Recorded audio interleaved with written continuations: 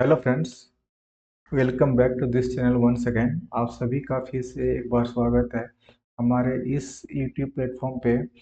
और जैसे कि आप सभी को पता है कि this channel is dedicated to JPSC civil service preparation. ये हमारा चैनल है प्योरली जेपीएससी सिविल सर्विस से रिलेटेड, है ना। जो भी कंटेंट आपको चाहिए होते हैं जेपीएससी से रिलेटेड, वो सारे इसी चैनल पे मिल जाते हैं, वो भी आपका क्वालिटी वाइज। तो इस वीडियो के माध्यम से हम क्या जानने की कोशिश करेंगे कि जो अपकमिंग 14 जेपीएससी है, अपकमिंग जो 14 जेपीएससी है, उस 14 जेपीएससी को हम किस अप्रोच के साथ जाएं, है ना।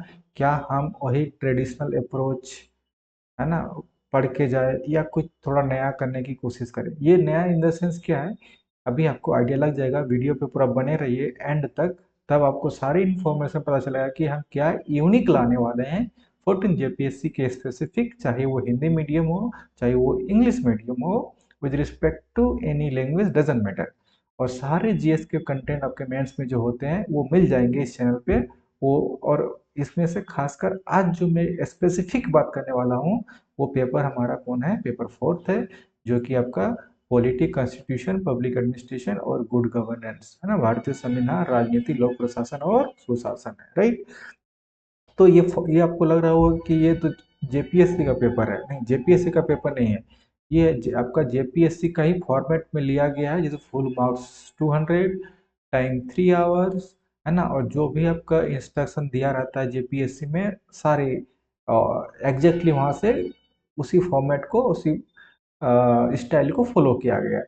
तो यहाँ पे अभी आपको देखने को मिलेगा 2 सेक्शन। तो इस वीडियो में बने रहिए, पूरा डिटेल्स में आपको आइडिया लग जाएगा कि मैं क्या आपको बताने वाला हूँ। फॉर एग्जाम्पल यहाँ पे सेक्शन ए है, ठीक है।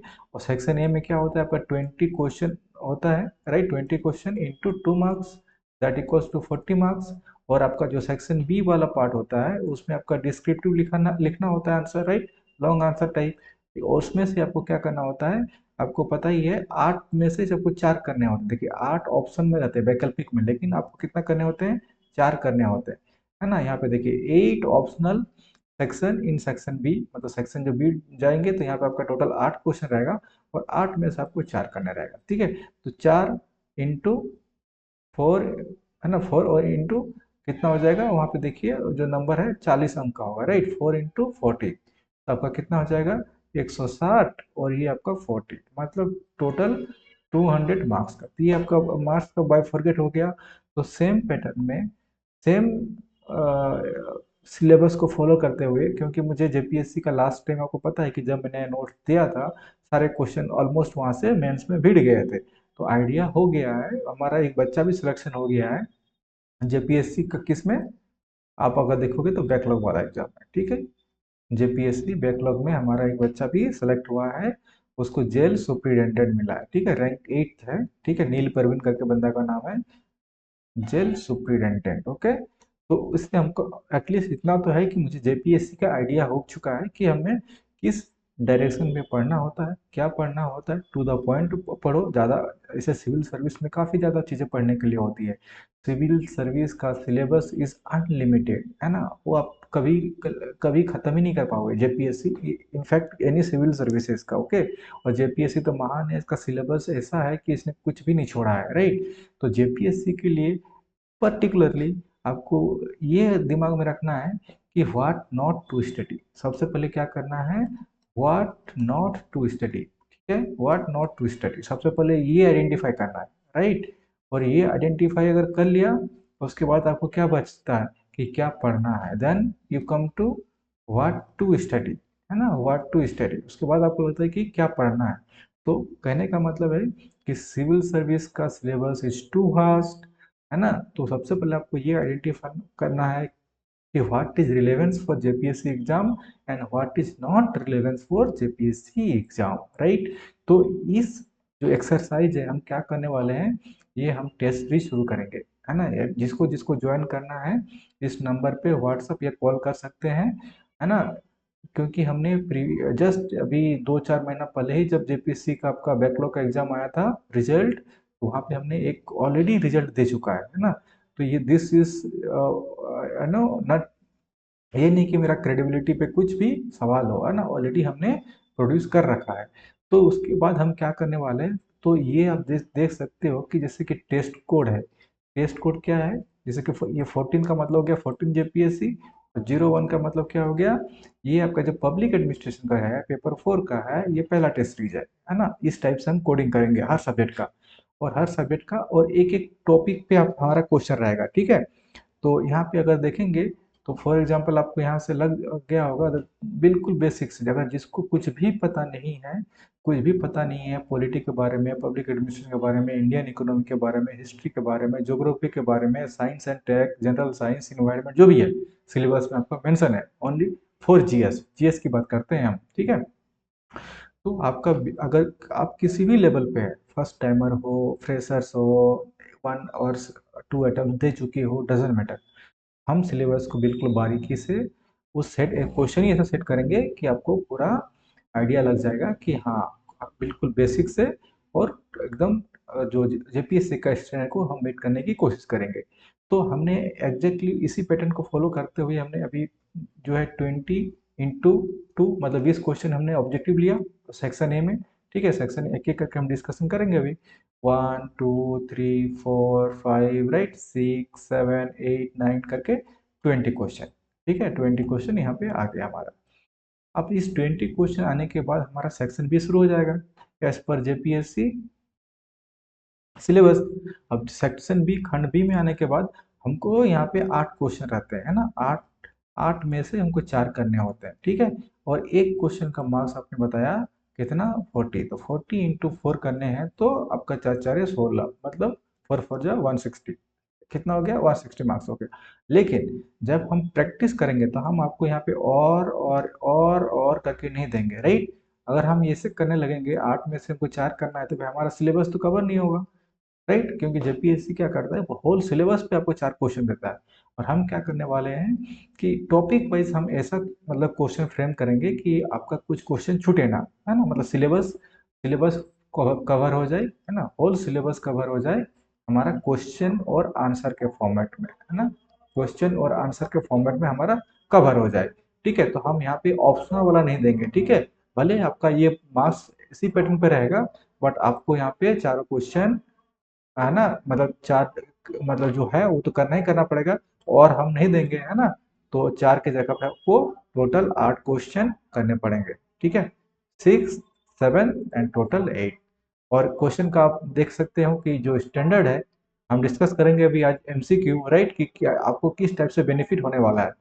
फॉर एग्जांपल हमें थोड़ा सा बता देते हैं कि हमारा जो स्टैंडर्ड है मेंस का, जो डिस्क्रिप्टिव वाला है, राइट, डिस्क्रिप्टिव वाला, फॉर एग्जांपल हमने लिया है, ये आपका पॉलिटी का हो गया, कि explain the legal and constitutional significance of the preamble, analyse whether it's enforceable in court of law, प्रस्तावना के कानूनी और संवैधानिक महत्व की व्याख्या करें, विश्लेषण करें कि क्या यह न्यायालय में लागू करने योग्य है, क्या प्रीम्बल। तो ये आपका 40 मार्क्स का क्वेश्चन है, ठीक है, ये अटेम्प्ट करना है। मैं आपको बताऊंगा इसे, है ना, आपको नहीं करना है, पहले आपसे क्वेश्चन दिया जाएगा, इसका, है ना, वीडियो सॉल्यूशन आपको मिल जाएगा, ठीक है, वीडियो सॉल्यूशन, कि इस क्वेश्चन को अप्रोच करना कैसे, क्योंकि मेन जो प्रॉब्लम आती है मेंस में, ऐसे आपको लगेगा कि ये तो टॉपिक मुझे पढ़ा हुआ ये आता है, when it's comes to implementation, when it's come to execution, जब आप उस सिचुएशन पे पढ़ते हो, 3 आवर्स टाइम मैनेजमेंट, और उस प्रेशर को जब आप फील करते हो, तब आपको एक तो जो जानते हो याद है वो भी गलत गलत कर देते हो, और नहीं जो जानते हो तो सवाल ही पैदा नहीं होता है कि आप उसको सही से अटेम्प्ट कर पाए। तो उसी पॉइंट्स को मद्देनजर रखते हुए ये हमारा इनिशिएटिव है। तो आप लोग जो भी ज्वाइन करना चाहते हो, है ना, ये नंबर आपको जो बताया, इसी नंबर पे आप कांटेक्ट कर सकते हैं, इस नंबर पे, है ना। और इसी टाइप का पैटर्न पे हम अभी डिस्कस करेंगे, और क्वेश्चन का भी दिखा देता है कि क्वेश्चन का हमारा पैटर्न क्या रहेगा इसी टाइप से, है ना। तो फॉर एग्जांपल ये हमारा जो टॉपिक्स है वो मैंने आपको बता दिया, राइट। तो और जब ये एक एक टॉपिक करके एक दो क्वेश्चन है ना, बेस्ड अपॉन द टॉपिक का इंपॉर्टेंस क्या है, एक एक दो क्वेश्चन को फ्रेम किया जाएगा। Similarly, second question, critically examine the role of 42nd constitutional amendment in shaping the preamble and its implication for the Indian democracy। मतलब प्रस्तावना को आकार देने में जो 42वें संशोधन की भूमिका और भारतीय लोकतंत्र पर इसके प्रभाव की आलोचनात्मक जांच करे। यही सब जो होता है critically examine, analyse, right.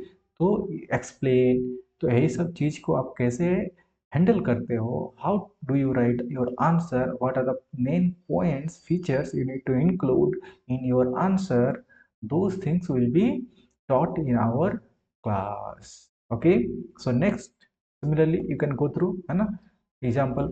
Next quickly थोड़ा सा एक्सप्लेन कर देता हूँ, फिर हम अपना एमसीक्यू वाला पार्ट में आ जाएंगे कि हमारा नेचर क्या रहेगा। और नेक्स्ट वीडियो में हम आ जाएंगे वीडियो सोल्यूशन पे, राइट, ताकि एक आपको प्रॉपर एक जो टेस्ट है ना, एक सेट का आपको दिया दिया जाए पूरा प्रॉपर, ताकि वहां से आपको कोई डाउट ना रहे कि हमको यहाँ क्या मिलने वाला है क्या नहीं मिलने वाला है, राइट। जो ये वाला पेपर है इसका टोटल सोल्यूशन आपको मिल जाएगा 20 MCQ, ठीक है, और आपका यहाँ पे 8 जो लॉन्ग आंसर का क्वेश्चन है वो भी मिल जाएगा, राइट।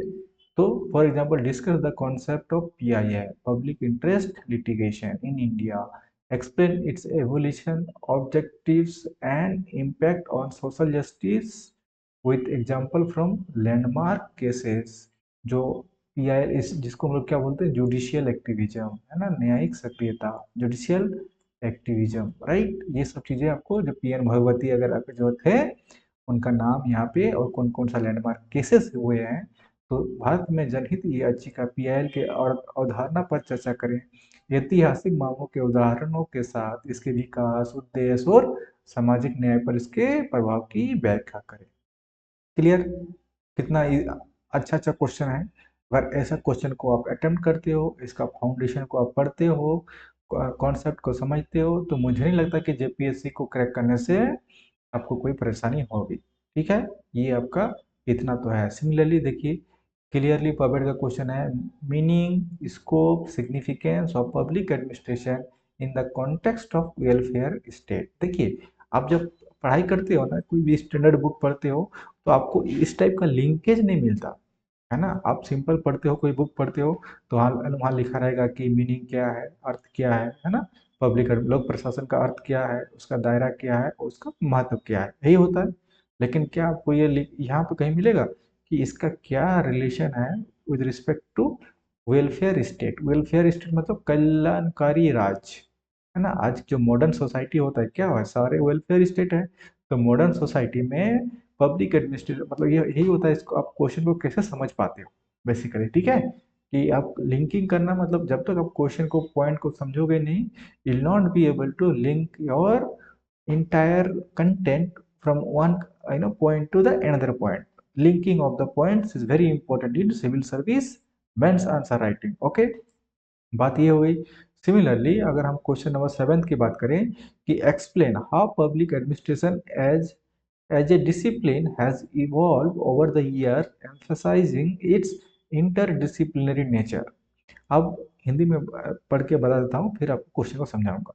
बताएं कि एक विषय वस्तु के रूप में लोक प्रशासन पिछले कुछ वर्षों में किस प्रकार विकसित हुआ है तथा इसकी अंत विषयक प्रकृति पर बल दे। देखिए, जब इंटरडिसिप्लिनरी की बात होती है, जब आप फंडामेंटल पब्लिक एडमिनिस्ट्रेशन पढ़ते हो, काफ़ी बेसिक लेवल पे पढ़ते हो, तो ये कहा जाता है जो पब्लिक एडमिनिस्ट्रेशन होता है ना, वो सोशोलॉजी, ठीक है, इकोनॉमी मतलब अर्थशास्त्र, इकोनॉमिक्स, है ना, फिर आपका political science, right, political science, ये सब क्या है, ये सब से ओवरलैप करता है कुछ कुछ कॉन्सेप्ट, ठीक है। तो क्या क्या है वो सब भी आपको यहाँ पे इस जितने भी आपने पढ़ा है ना, अगर नहीं पढ़ा है तब तो different case, but if you have read this concept, then how to inculcate these concept with respect to this question। ये आपका इम्प्लीमेंटेशन पार्ट हो गया। सिमिलरली क्वेश्चन नंबर 8 की बात करते हैं, discuss how the blending of public and private administration. आपका clear है, सिलेबस में लिखा हुआ था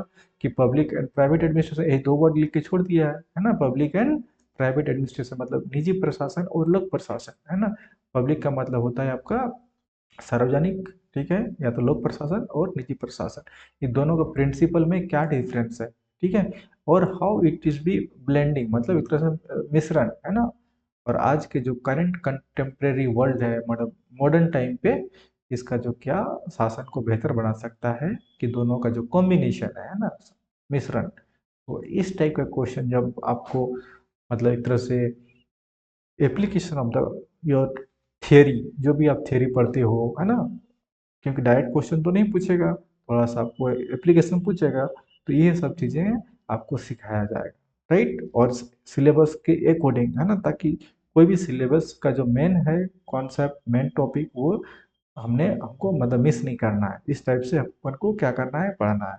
तो सिमिलरली अगर हम बात करते हैं, आ जाते हैं कि हमारा एमसीक्यू, क्योंकि एमसीक्यू तो मस्ट है। एमसीक्यू जिसका 20 में 18 19 जब तक सही नहीं होगा, तो it's very difficult to get into merit list में आना इज वेरी डिफिकल्ट, बिकॉज इस 20 मार्क्स इस क्या होता है कि ऑब्जेक्टिव में अगर सही है तो टोटल मार्क्स मिल जाएंगे, नहीं है तो 0 मार्क्स मिलेंगे। बट क्या होता है जब आप डिस्क्रिप्टिव में जाते हो, तो that is very not significant, you can not quantify it, है ना, कि मेरा को इतना आएगा ही आएगा, है ना। That is very, you can say एक तरह से रिलेटिव, है ना, कौन कितना अच्छा लिख रहा है, आपकी आप दूसरे आपके कंपेयर में सामने वाला कैसे लिख रहा है ना। तो वो रिलेटिव हो जाता है, तो उसमें मार्क्स दूसरे की कंपेयर में आपको मिलता है। बट यहाँ पे क्या है, सामने वाला भी अगर मारा है 20, ये वाला क्वेश्चन मान के चलो, तो ये उसको भी मिलेगा और आपको भी मिलेगा, है ना, सही है तो पूरा मिलता है। तो यहाँ पे जो इसको ज़्यादा कर लेता है ना, तो उसके लिए मेरिट लिस्ट में आना बहुत ही सेफ होता है। और पब्लिक कुछ भी हो, 20 मार्क्स और 20 क्वेश्चन को करने के लिए आपके पास कॉन्सेप्ट होना बहुत जरूरी है। तो सबसे पहले हम सेक्शन ए की बात करते हैं। सेक्शन ए में जब हम आएंगे, तो चलो हम शुरुआत करते हैं, सेक्शन ए का कुछ पॉइंट डिस्कस कर लेते हैं, राइट।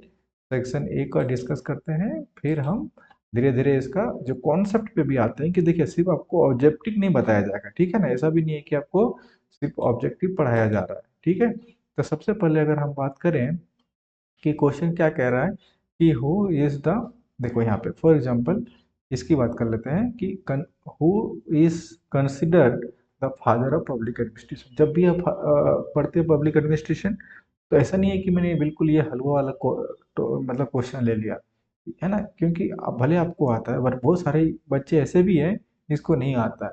तो सारे बच्चों को यहाँ पे ध्यान में रख के इस क्वेश्चन को और टेस्ट सीरीज को डिजाइन किया गया है, और जाएगा फ्यूचर में भी, कि सबको यहाँ पे एक जैसा प्लेटफॉर्म पे, एक स्टेज पे लाया जाए। तो कह रहा है कि लोक प्रशासन के जनक किसे माना जाता है। तो आपको पता है कि जो 1887 में, है ना, ये ईयर भी याद रखना इंपॉर्टेंट है, मैं बता रहा हूँ। 1880 ईयर में जो एक ऐसे हुआ था, निबंध, है ना, एक ऐसे लिखा गया था। उस ऐसे का नाम क्या था, याद है? द स्टडी ऑफ एडमिनिस्ट्रेशन, है ना। आप ऐसे लिख लो, the study, STUDY, 1 second, undo, how to make undo, just second, है ना। इसको क्या करना है अपने को, देखो, द स्टडी ऑफ एडमिनिस्ट्रेशन, ये क्या था, एडमिनिस्ट्रेशन में शॉर्ट में लिख रहा हूँ। 1887 में एक ऐसे लिखा गया था, उसका नाम था द स्टडी ऑफ एडमिनिस्ट्रेशन, ठीक है। आपको हिंदी में भी है, तो आपको ये इसको ऐसे के जगह पे निबंध कर लेना है, ठीक है। और इसको ऐसे ही लिख देना है, आपको याद रखने के लिए आपको ऐसे लिख सकते हो कि द स्टडी ऑफ, मतलब ऐसे ऑफ एडमिनिस्ट्रेशन, है ना, ऐसे ही याद रखना है। एडमिनिस्ट्रेशन जो भी लिखते हो, दैट मीन्स कि एक ऐसे पब्लिश किया गया था, है ना, और उस इस ऐसे के द्वारा ही, है ना, एक बेसिकली कॉन्सेप्ट आया था। उस कॉन्सेप्ट को क्या नाम दिया गया था, कि जो एडमिनिस्ट्रेशन है, हमारा जो एडमिनिस्ट्रेशन है, एक यहाँ पे लिख देता हूँ, एक पेज ले लेता हूँ, ठीक है। यहाँ पे बेटर है कि चलो लिख देता हूँ सेपरेटली, कि हमारा देखो दो चीज़ें होती है। 1 सेकेंड गाइस, ओके। एडमिनिस्ट्रेशन है, फॉर एग्जांपल ये एडमिनिस्ट्रेशन है, मतलब क्या है, एडमिनिस्ट्रेशन का मतलब प्रशासन, ठीक है, प्रशासन। ये कह रहा है कि जो हमारा प्रशासन है, ये सेपरेट है किससे, पॉलिटिक्स, पॉलिटिक्स, ठीक है। इतना समझ में आ गया किसको, मतलब पॉलिटिक्स मतलब जो राजनीति है, राजनीति और प्रशासन, both are not same, same नहीं है, ठीक है, बोथ आर डिफरेंट और ये सेपरेट होना चाहिए। और ये कहाँ पे मेंशन किया गया था? ये जो मैंने बताया कि 1887 में एक ऐसे था, निबंध था, ठीक है, निबंध। और उस निबंध में का नाम क्या था? The study of administration, the study of administration, ठीक है, एडमिनिस्ट्रेशन। और ये किसके द्वारा दिया गया था? वुड्रो वुड, ROW, ठीक है, वुड्रो विल्सन, ठीक है, Woodrow Wilson. Woodrow Wilson Hindi में कैसे लिखते हो इसको? Woodrow Wilson. समझ में आ रहा है? तो इस जो ऐसे था, इस ऐसे में क्या हुआ? इस ऐसे में ये हुआ कि यही बात जिन्हें बताया कि इसके बारे में जिक्र हुआ। जिक्र क्या हुआ? कि जो पॉलिटिक्स है और एडमिनिस्ट्रेशन शुड बी सेपरेटेड, ठीक है। और यहीं से इसका फाउंडेशन बनता है किसका? पब्लिक एडमिनिस्ट्रेशन का, है ना। पब्लिक एडमिनिस्ट्रेशन का मतलब जो लोक प्रशासन है, लोक प्रशासन का, लोक प्रशासन का क्या बनता है? फाउंडेशन बनता है ना। लेट डाउन द फाउंडेशन मतलब यहाँ से इसकी नींव रखी जाती है। किसकी? Public administration. किसके हिसाब से? Based upon this theory, this essay, है ना, दिस एसे कि the study of administration given by Woodrow Wilson in 1887, ठीक है। तो जिसके बेसिस पे वुड्रो विल्सन को क्या कहा जाता है? Father of public administration. Father of public administration मतलब जो लोक प्रशासन है उसका जनक, लोक प्रशासन का जनक, ठीक है, लोक प्रशासन का जनक। तो अकॉर्डिंग टू दिस, ना जब हम आएंगे तो हम क्या पाएंगे इस क्वेश्चन को कि who consider the father of public administration, है ना। तो लोक प्रशासन का जनक कह रहा है कि Max Weber, Henri Fayol, FW Taylor, मतलब, है ना। और ये वुड्रो विल्सन। तो हमारा जो थियरी हमने पढ़ा उस थियरी के हिसाब से हमारा क्या सही बैठ रहा है? Woodrow Wilson. तो ये हमारा ऑप्शन क्या जाएगा? Woodrow Wilson is the correct answer. तो यहाँ से आप हमको याद रखना है, कभी कभी ये पूछा जाता है मैचिंग में कि जो, क्योंकि इतना इम्पोर्टेंट ऐसे है ना। तो बहुत सारे इंटरव्यू में पूछा जा सकता है ना, कि बताइए, क्योंकि यहीं से पब्लिक एडमिनिस्ट्रेशन शुरू होता है, क्योंकि यहीं से ये आपकी फाउंडेशन बनी है। तो वुड्रो विल्सन का निबंध के बारे में पूछ सकता है, कौन सा ईयर में आया, और जो पब्लिक एडमिनिस्ट्रेशन का फादर बोले जाने का, है ना, जो रीजन बिहाइंड है यही है। समझ में आ गया आपको कॉन्सेप्ट?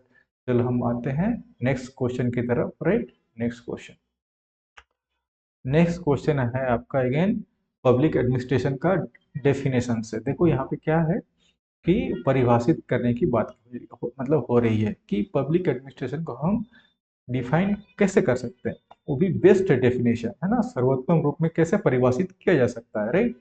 वही है, कह रहा है कि which of the following best defines public administration.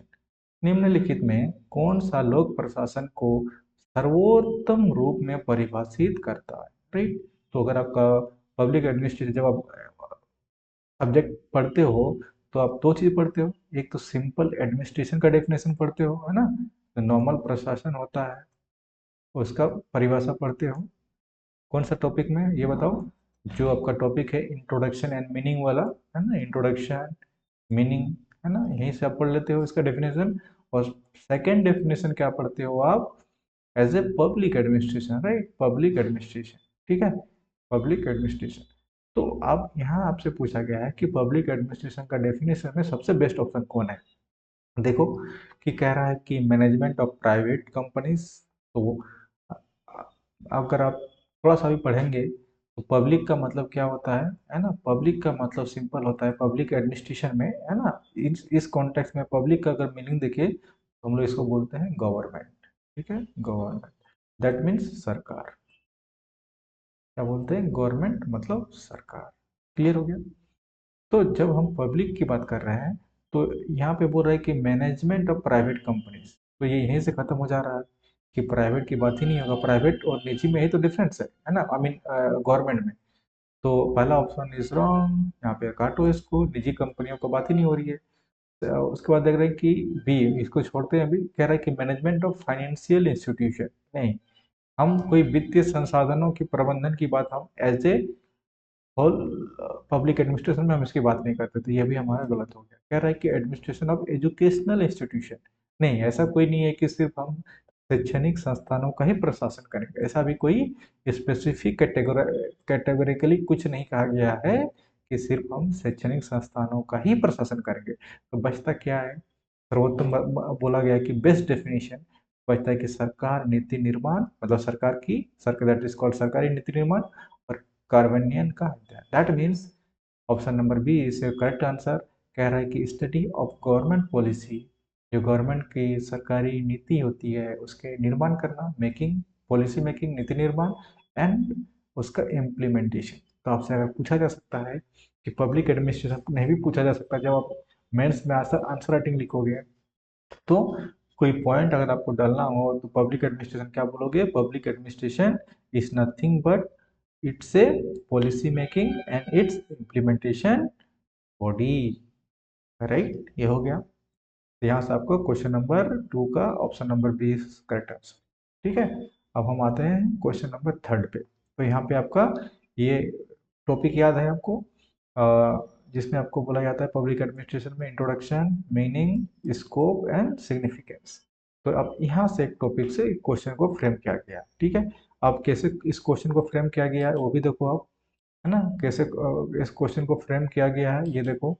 इस क्वेश्चन को फ्रेम किया गया है कि देखो the scope of public administration, मतलब स्कोप मतलब क्या होता है, दायरा किसका, लोक प्रशासन का, is classified into which two broad categories.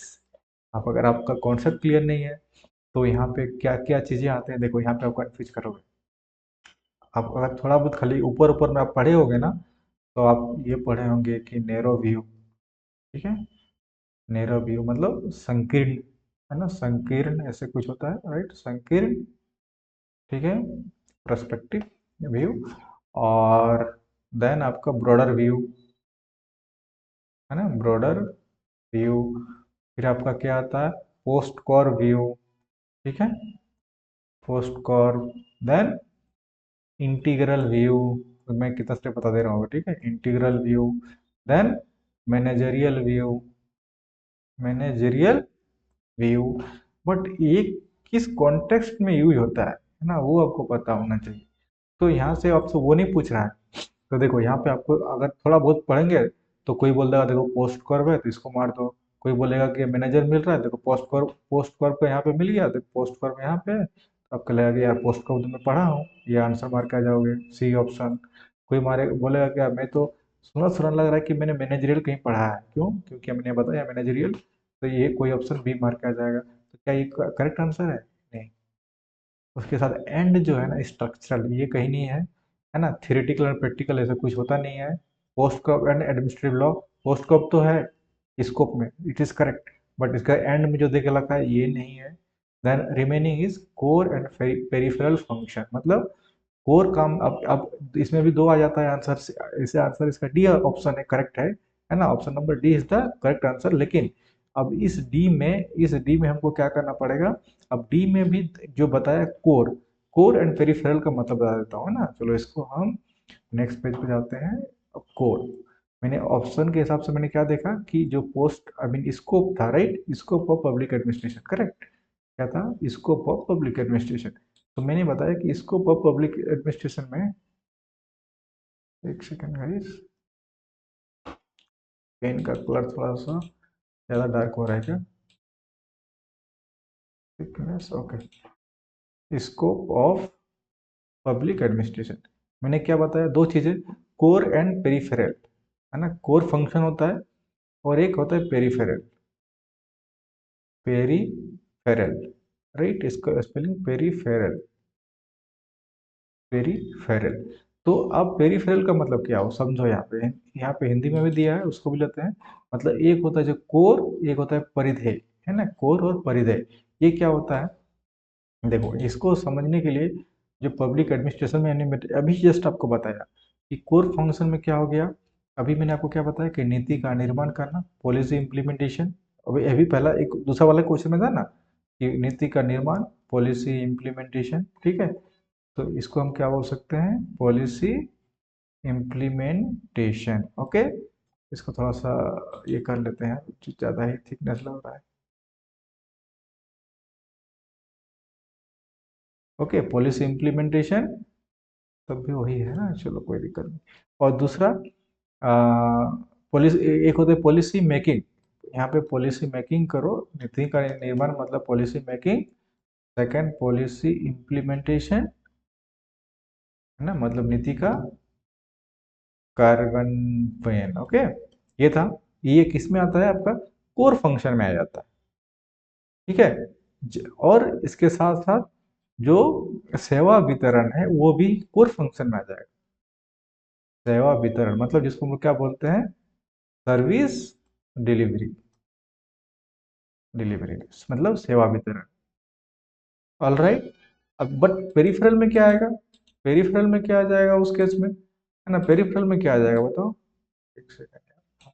Peripheral में क्या आ जाएगा, पेरिफेरल में क्या आ जाएगा, फॉर एग्जाम्पल जो प्रशासन है ना, ये सब क्या इसका किसका काम हो गया, प्रशासन का, है ना, प्रशासन।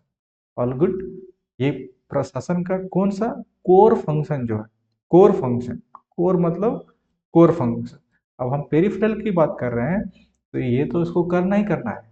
जैसे आपका होता है ना कि आपका जी पेपर में, जेपीएससी में कुछ सब्जेक्ट तो लेना ही लेना है, उसके अलावा है कि वो ऑप्शनल टाइप से। तो यहाँ पे आप क्या बोलते हो, इकोनॉमिक डेवलपमेंट, है ना, बात करते हो इकोनॉमिक, आर्थिक विकास, इकोनॉमिक डेवलपमेंट मतलब आर्थिक विकास, आर्थिक विकास की बात करते हो, है ना, सामाजिक विकास की बात करते हो, सोशियो डेवलपमेंट, और you can say come, you can combine this socio economic development, okay. Socio economic development मतलब सामाजिक आर्थिक विकास, सामाजिक आर्थिक विकास, यही सब तो है और क्या है, ठीक है।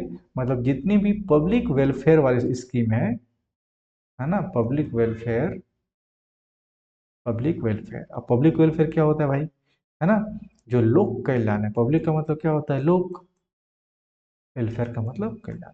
तो ये आपका एक तरह से पेरिफेरल का मतलब एक तरह से आप बोल सकते हो कोर के साथ, ये आपका सेकेंडरी, ये आप ये बोल सकते हो कि प्राइमरी वर्क हो गया, स्कोप हो गया पब्लिक एडमिनिस्ट्रेशन का, लोक प्रशासन का, और ये आपका एक तरह से सेकेंडरी, ठीक है।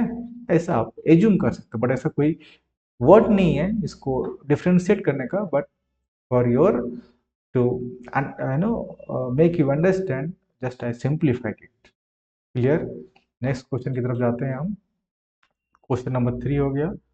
फोर्थ क्वेश्चन देखते हैं। अब फोर्थ क्वेश्चन क्या कह रहा है भाई, कि which of the following is not. जब भी नॉट मिले ना तो इस तरह से गोला कर लो, ताकि आप क्वेश्चन को सही से, उसका क्या होता है, नॉट है और सही ऑप्शन रहता है तो उसको गलत मार देते हो आप, ठीक है। Which of the following is not a characteristic of public administration, मतलब प्रशासन की मतलब विशेषता ही नहीं है। कौन सा ऑप्शन ऐसा है कि जो प्रशासन का मतलब वो क्या है, this is not the feature और कैरेक्टरिस्टिक, क्या है, सिंपल है। देखो, जब आप पब्लिक एडमिनिस्ट्रेशन पढ़ते हो, मैं again again again and again बोल रहा हूँ बार बार, कि जब आप पब्लिक एडमिनिस्ट्रेशन पढ़ते हो क्या क्या पढ़ते हो, पब्लिक एडमिनिस्ट्रेशन का डेफिनेशन जब होती है, पब्लिक का मतलब मैंने आपको बता दिया। देखो, पब्लिक जब भी है ना, आपको क्वेश्चन पकड़ना है तो लोग, पब्लिक का मतलब यहाँ पे सरकार, ठीक है, गवर्नमेंट, ठीक है, ये इसका मतलब होता है गवर्नमेंट, पब्लिक का मतलब गवर्नमेंट। तो कह रहा है कि देखो नॉट, नॉट का मतलब क्या हो गया, यहाँ पे देखो नॉट, नॉट मतलब यहीं से देखो, अगर आप थोड़ा सा पढ़ते हैं यहाँ पे, पब्लिक एंड प्राइवेट वाला जो पार्ट है ना, दोनों का डिफ्रेंशिएट है, पब्लिक एंड प्राइवेट एडमिनिस्ट्रेशन, है ना, लोक और निजी प्रशासन। तो पहला ही पॉइंट निकल के आता है कि जो प्राइवेट वाले लोग होते हैं, प्राइवेट प्रशासन होते हैं, निजी प्रशासन होते हैं, उसका मोटिव क्या होता है, प्रॉफिट बनाना, लाभ की मंशा, ठीक है, लाभ की मंशा। तो हमको क्योंकि यहाँ पे नॉट बोला है, तो और ये प्राइवेट की होती है, तो हमारे हिसाब से तो यही आंसर निकल के आ गया। बाकी हमें पढ़ने की जरूरत भी नहीं है। अगर पढ़ना है टू मेक श्योर, और double check your the option availability कि ये क्या बोलना चाह रहा है। क्या कह रहा है कि हायरार्की स्ट्रक्चर होता है, बिल्कुल होता है ना, अगर आपने पढ़ा होगा यहाँ पे सीईओ बैठता है, फॉर एग्जाम्पल कोई है ना, सीएमओ बैठता है, पीएमओ बैठता है, उसके नीचे ब्यूरोक्रेट्स होते हैं। तो इस टाइप से पिरामिड बनता है। वो पिरामिड आपने पढ़ा होगा, है ना? नहीं पढ़ा है तो पढ़ लेना। तो और करेंगे पॉलिटिकल अकाउंटेबिलिटी, ये तो आपका गुड गवर्नेंस का ही फीचर हो गया। अकाउंटेबिलिटी क्या है? गुड गवर्नेंस का फीचर है ना? ब्यूरोक्रेटिक न्यूट्रलिटी, ये भी आपका पब्लिक एडमिनिस्ट्रेशन का करेक्टरिस्टिक है। और hierarchical structure, that is called pyramid. Pyramid बनता है अगर आप मैक्स वेबर का जब पढ़ेंगे, है ना, ब्यूरोक्रेसी, तो उस टाइम पे वहाँ पे एक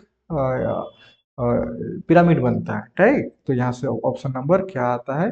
तो इस टाइप का कॉन्सेप्ट आपको यहाँ पे इस टेस्ट सीरीज के माध्यम से देखने को मिलेगा, राइट? अब हम आते हैं क्वेश्चन नंबर 5 की तरफ, है ना? हो सके कि 20 क्वेश्चन अगर डिस्कस ना हो पाए क्योंकि टाइम बहुत ज़्यादा हो रहा है ना, तो 10 क्वेश्चन आज डिस्कस करेंगे, है ना, फर्स्ट पार्ट में, फर्स्ट इस वीडियो में। और नेक्स्ट जो 10 क्वेश्चन रहेगा वो आने वाले वीडियो में हम डिस्कस कर देंगे आपको, ठीक है? तो क्वेश्चन नंबर 5 क्या कह रहा है, पढ़िए। क्वेश्चन नंबर 5 ये कह रहा है आपसे कि महत्व पूछ रहा है इसमें, देखिए, आधुनिक समाज में लोक प्रशासन का महत्व। What is the significance of public administration in modern society? क्या महत्व है ना? तो आप थोड़ा सा सोचिए, क्वेश्चन काफी इजी है ना? इसमें कुछ ज्यादा सोचने की जरूरत नहीं है, ठीक है? अब क्या बोल रहा है कि क्या इंपॉर्टेंस रखता है आज के समाज में? कह रहा है कि ensure social justice and economic development. क्या ये सही लग रहा है? बिल्कुल सही लग रहा है। क्यों? क्योंकि सामाजिक न्याय और आर्थिक विकास, मैंने आपको अभी अभी हमने पढ़ा ना, ये सेकंड वाला जो पेरिफेरल वाला, सोशियो इकोनॉमिक, आर्थिक विकास ये वाला पढ़ा। तो हाँ, इकोनॉमिक डेवलपमेंट तो होता ही है, वो तो सही है, महत्व है ना? आर्थिक सामाजिक न्याय मतलब वही सोशियो इकोनॉमिक डेवलपमेंट वाला पार्ट, ये तो हमने देखा ही है, सेकेंडरी पार्ट है, ठीक है? ये तो हमको लग रहा है कि चलो, मतलब अभी अगर ऑप्शन को एलिमिनेट करना चाहोगे तो ये इसको आप अभी कंसिडर करके चलोगे। भी देखो, फोकस होली ऑन एडमिनिस्ट्रेटिव, नहीं, पूरा केवल सोलोली ऑन एडमिनिस्ट्रेटिव नहीं, ऐसा नहीं है। उसका बहुत सारा काम होता है पब्लिक एडमिनिस्ट्रेशन का, सिर्फ किसी एक पे ये आधारित नहीं रहता है। तो ये ऑप्शन गलत हो गया। अवॉइड्स पब्लिक वेलफेयर रेस्पॉन्सिबिलिटी, अरे पब्लिक वेलफेयर हमने अभी पढ़ा ही, कहाँ पे पढ़ा पब्लिक वेलफेयर वाला? यहाँ पे पढ़ा ना जस्ट अभी। वेलफेयर वाला कहाँ पे आपको बताया? यहाँ पे बताया क्या? पब्लिक वेलफेयर, पब्लिक वेलफेयर, हाँ देखो यहाँ तो बताया आपको, पब्लिक वेलफेयर, लोक कल्याण, है ना? एक तो सबका सेकेंडरी काम हो गया, मतलब पेरिफेरल में आ आता है, लोक कल्याण और सामाजिक। तो यहीं से क्वेश्चन बन गया आपका, दोनों ऑप्शन यहीं से आ गया। तो देखो क्या हो गया 5वें नंबर का क्वेश्चन पे। तो ये वो रहा कि अवॉइड्स मतलब नहीं, बचता है, ऐसा थोड़ी होता है। लोक कल्याण और जिम्मेदारी से अगर लोक प्रशासन पब्लिक एडमिनिस्ट्रेशन बचेगा तो फिर वो क्या करेगा? तो ऑप्शन नंबर ये भी गलत हो गया। ये निजी क्षेत्र के विकास पर जोर देता है, emphasise private sector growth. Public है, मैंने बताया बार बार, पब्लिक का मतलब सरकार। सरकार प्राइवेट पे क्यों फोकस करेगा भाई ज्यादा अपना, है ना? तो अब और ये फोकस ये भी गलत हो गया। तो option number A is the only right answer for this question, right? ऐसे आपको निकालना होता है आंसर। तो अब हम आते हैं क्वेश्चन नंबर 6 की तरफ। 6 क्या कह रहा है कि which of the following is the primary focus of private administration? मैंने आपको बता दिया यहीं पे, प्राइवेट का सिंपल सा मीनिंग है मेरे भाई। प्राइवेट कहाँ बताया? यहाँ पे बताया था ना, ये ऑलरेडी बता चुका हूँ उसका। प्राइवेट एडमिनिस्ट्रेशन का यहाँ पे एक ही मीनिंग होता है कि प्रॉफिट को मैक्सिमाइज करो, है ना? प्रॉफिट बनाना, ठीक है? Profit maximisation. तो यहाँ प्रॉफिट जो मोटिव था कि ये देखो, ये पब्लिक एडमिनिस्ट्रेशन का नहीं फीचर, कैरेक्टरिस्टिक है, ये कैरेक्टरिस्टिक किसका है? पब्लिक की जगह प्राइवेट का। तो यहाँ से ये क्वेश्चन आपका बन जाता। तो हुई चीज the following is the primary focus of private administration? Simple, private है तो वो लोक कल्याण नहीं चाहेगा, पब्लिक वेलफेयर नहीं चाहेगा। प्राइवेट एडमिनिस्ट्रेशन, उसका कोई पॉलिटिकल अकाउंटेबिलिटी क्यों होगा? नहीं होगा, है ना? Profit maximisation, yes, this is the right option. Regulation on state policies, no. लाभ अधिकतमकरण, ठीक है? क्वेश्चन नंबर 7 की तरफ जाते हैं। 7 क्या कह रहा है कि which statement based distinguish. Distinguish का मतलब क्या होता है? अलग करना, ठीक है? Public administration from private administration, अब दोनों का कंपेरिजन है, पब्लिक का भी मतलब जो लोक प्रशासन है, सार्वजनिक प्रशासन है, ठीक है, उसका किससे है? प्राइवेट से। प्राइवेट बोले तो आपका निजी प्रशासन से। ये कह रहा है कि कौन सा स्टेटमेंट है जो सबसे सुइटेबल है, बेहतर ढंग से अलग करता है। कह रहा है कि public administration is profit oriented, यही तो गलत हो गया, उल्टा लिखा है, प्राइवेट इज नॉट। पहला ही गलत हो गया, हमने तो अभी देखा ना। करेक्ट, यही तो हमने देखा अभी। सेकंड कह रहा है कि private administration works under legal frameworks, public administration is independent. अभी हमको नहीं पता, आगे देखते हैं। Public administration is service oriented, private orientation is profit oriented. बिल्कुल सही बात है भाई। Both operates under similar objective and नहीं है, दोनों का ऑब्जेक्टिव कैसे होगा? सिमिलर ऑब्जेक्टिव कैसे होगा? है ना? दोनों का हिंदी वाला तो चलो, दोनों का सामान्य उद्देश्य कैसे होगा? प्राइवेट को मैंने बताया, पब्लिक का क्या है कि वो फोकस करता है पब्लिक वेलफेयर में, है ना, पब्लिक वेलफेयर। पब्लिक का मतलब लोग, वेलफेयर मतलब कल्याण, मतलब जितने भी लोग कल्याण के। और निजी का एक ही काम है, सिर्फ प्रॉफिट मैक्सिमाइज करना। दोनों का सिद्धांत अलग है, तो ऑप्शन नंबर डी गलत यहाँ से हो गया।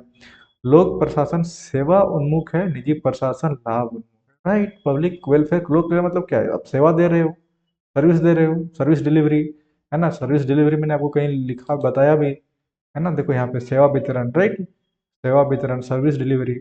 और ये पब्लिक एडमिनिस्ट्रेशन का पहला ही काम है, सर्विस डिलीवरी। बिल्कुल है, मतलब सेवा देते हो। तो वही कह रहा है कि सेवा उन्मुख है और निजी प्रशासन प्रॉफिट ओरिएंटेड है। Right, profit oriented. So option number C is the correct answer.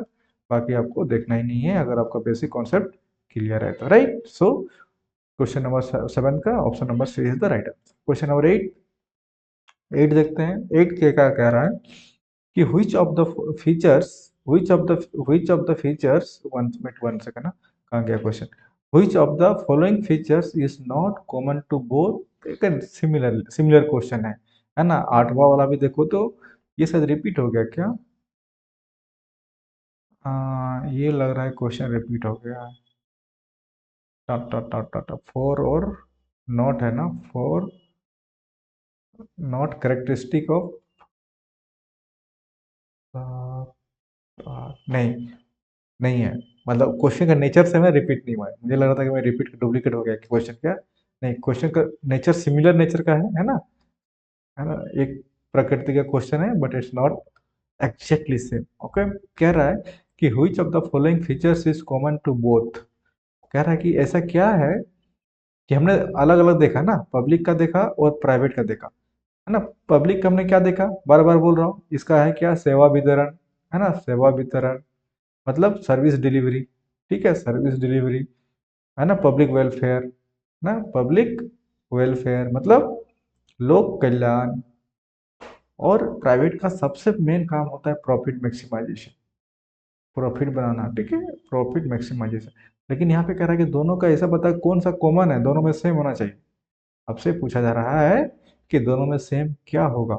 कह रहा है कि प्रॉफिट मैक्सिमाइजेशन नहीं भाई, प्रॉफिट मैक्सिमाइजेशन सिर्फ प्राइवेट का है ना, प्राइवेट का है, प्राइवेट का है ना, पब्लिक का नहीं है। तो ये तो गलत हो गया, क्योंकि कॉमन बोल रहा है, मतलब दोनों में कौन सी विशेषता में दोनों में समान है, कॉमन है, नहीं है। सोशल वेलफेयर, सोशल वेलफेयर तो पब्लिक लोक कल्याण किसमें है भाई? ये पब्लिक में है, दोनों में नहीं है। पॉलिटिकल न्यूट्रलिटी नहीं, पॉलिटिकल न्यूट्रलिटी नहीं है। तो बचता कौन सा है? ये हायरार्किकल ऑर्गेनाइजेशन, जो पिरामिड वाला बताया, है ना, मैक्स वेबर का। जब आप ब्यूरोक्रेसी मॉडल पढ़ते हो तो option number A is the right answer for this question. Okay, अब 9th और 10th दो क्वेश्चन करेंगे, फिर नेक्स्ट वीडियो में हम दो क्वेश्चन कर लेंगे। तो इस मेक श्योर कीजिए आप लोग कि वीडियो को लाइक कर दीजिए, है ना, वीडियो, क्योंकि इस वीडियो को तो आप लोग देख लेंगे। अब जब नेक्स्ट पार्ट आएगा, जब चैनल को सब्सक्राइब नहीं करे रहोगे तो क्या होगा, आपका इस टाइप का आने वाले सब वीडियो मिस हो जाएगा। इसलिए चैनल को सबसे पहले क्या करना है, चैनल को सब्सक्राइब करके रख लेना है, ताकि कुछ भी इस टाइप का वीडियो और कुछ भी नोटिफिकेशन, है ना, कुछ भी वीडियो अपलोड होता है तो आपको मिल जाएगा, ठीक है। क्योंकि ये वीडियो तो आपको बिना सब्सक्राइब किए मिल गया, बट नेक्स्ट वीडियो कैसे पता चलेगा, नोटिफिकेशन कैसे आएगा? नहीं आएगा। इसीलिए चैनल को सब्सक्राइब कर लेना है। Next question, what is the key challenge for public administration compare to private administration? है ना, अब चैलेंज की बात कर रहा है कि क्या हमारे पब्लिक एडमिनिस्ट्रेशन को चैलेंज होता है जब हम बात करते हैं, तुलना किससे करते हैं? तुलना हम किससे करते हैं? लोक प्रशासन किससे करते हैं? निजी की तुलना किससे करते हैं? लोग प्रशासन से करते हैं। क्या चुनौती होते हैं बताओ? ये एथिक्स वगैरह की बात कर रही है। क्या एथिक्स? ऐसा कुछ नहीं है, limited to focus on ethics, ऐसा कुछ है नहीं, तो ऐसे ही हो जाता है। राजनीतिक हस्तक्षेप और जवाबदेही, ये थोड़ा सही लग रहा है। Political interference and accountable, but मुझे नहीं पता कि ये सही होगा नहीं होगा, अभी छोड़ो इसको। कह रहा है कि लैक ऑफ हायरार्किकल स्ट्रक्चर, नहीं हमने तभी पढ़ा है ना, पदानुक्रम संरचना का अभाव, ये कैसे अभाव होगा, दोनों में तो है। ये भी नेक्स्ट क्वेश्चन में, प्रीवियस क्वेश्चन में तो था कि कॉमन फीचर है। कॉमन फीचर क्या है पब्लिक और प्राइवेट का? पदानुक्रम, पदानुक्रमित संगठन मतलब पिरामिड वाला, दोनों का कॉमन फीचर है ना। तो और यहाँ पे आपसे पूछ रहा है कि इस क्या चैलेंजेस है, ये तो हो ही नहीं सकता। नहीं ये है ना, ये तो गलत ऑप्शन है ना। और ये भी नहीं हो सकता। कह रहा है कि अनक्लियर ऑर्गेनाइजेशन गोल, ऐसा भी कुछ नहीं है, गोल सब में सेट रहता है कि क्या करना है नहीं करना है। तो कह रहा है कि पॉलिटिकल इंटरफेरेंस, यस, यही हमारा चैलेंज है पब्लिक के, क्योंकि आपके जो पॉलिटिकल प्रेशर काफ़ी रहता है। ठीक है, किसी भी काम को टाइम, फाइल जो होता है प्रोसेस करने में काम काफ़ी धीमी गति से होती है ड्यू टू पॉलिटिकल इंटरफेरेंस। तो this is the right answer, 9 का B. Okay, question number 10 and the last for today session. Question number 10, which, which of the following scholar emphasized the similarities between public and private administration? अब ये factual question है कि कौन कह रहा है कि दोनों का सिमिलरिटी है ना।